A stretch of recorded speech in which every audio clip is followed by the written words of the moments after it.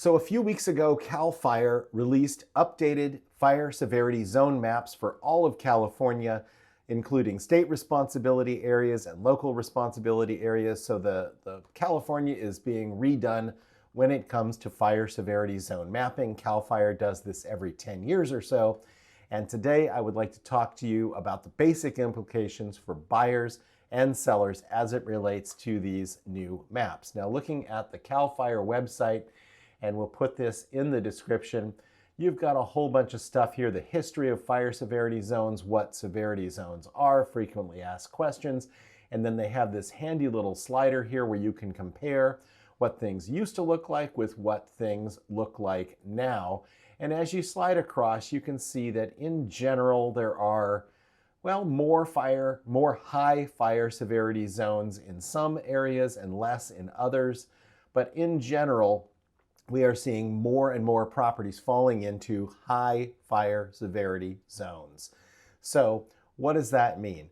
Well, for buyers in general, this means increased insurance costs. Insurance companies don't necessarily use the fire severity zone map to determine their rates. Insurance companies are updating their fire models a lot more often, and they're based on a variety of factors.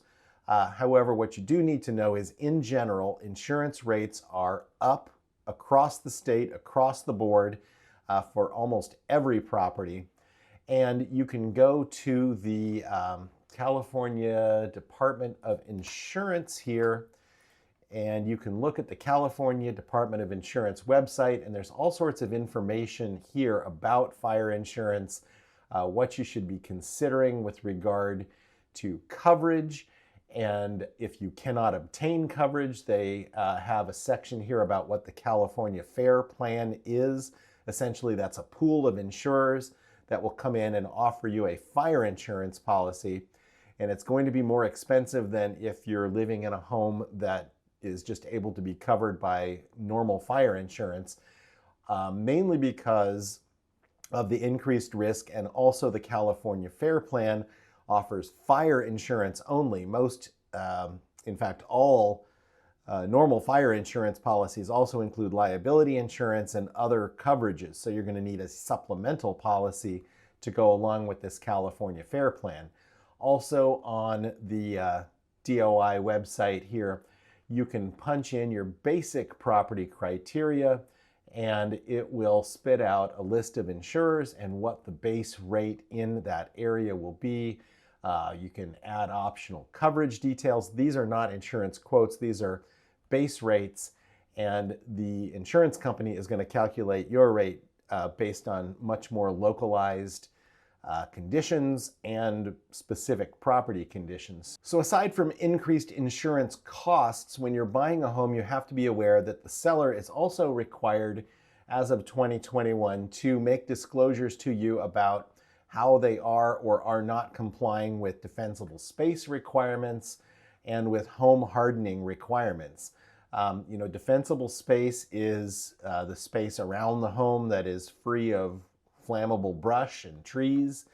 And then home hardening has to do with how the home is fortified against fire per local building codes. So sellers are now required to basically disclose all of that information to you, provide additional reports and disclosures while you're under contract.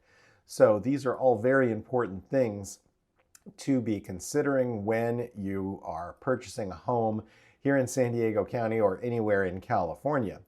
Now, implications for sellers are similar, except, of course, the seller is the one responsible for first taking care of all of these things. One thing that folks have asked me about is, if I live in a very high fire severity zone, how does that impact the marketability of my property? And my opinion on that is this: most of us are in the same boat. There are so many homes in San Diego County that are in these high fire severity zones that you're not necessarily going to have a more difficult time marketing your home than your neighbor's home, although homes that are not in high fire severity zones, homes that for whatever reason have lower insurance rates, could potentially become worth more in the long run, although these things are always changing. The folks in Pacific Palisades, those insurance companies did not consider a lot of those homes at high risk, and the whole place burned down. So now they are going to consider that entire area high risk, and they're going to take into account on their new models, with new rates for everybody. So the marketability challenges are really kind of nebulous and difficult to determine. If we know for a fact that your home is going to be really hard or really expensive to insure, it could affect your sale price relative to one that is not. And then also, just like with the buyer having to be aware of it, you as the seller are going to need to make sure that you're in compliance with local requirements for defensible space, for home hardening. And again, you can check this CalFire website for all of this stuff, and you can certainly consult your friendly neighborhood realtor who can help you to figure a lot of this stuff out ahead of time before you put your home on the market. So that is sort of in a nutshell what is happening with the fire severity zone maps and what the basic implication for buyers and sellers are. For buyers, it's just really important for you to conduct a thorough investigation of the property. And as a seller, you need to make sure that you are giving the buyer absolutely everything that's required of you. And when you hire a great real estate agent like myself who understands all of this stuff, we are going to make sure that you are in compliance with all local regulations when it comes to what you need to disclose to a buyer.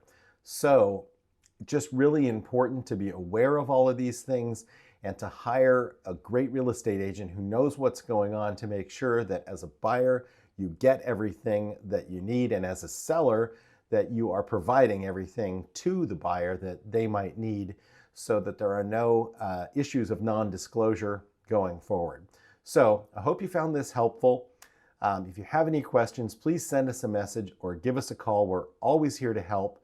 And until then, have a great day, and we'll talk to you soon.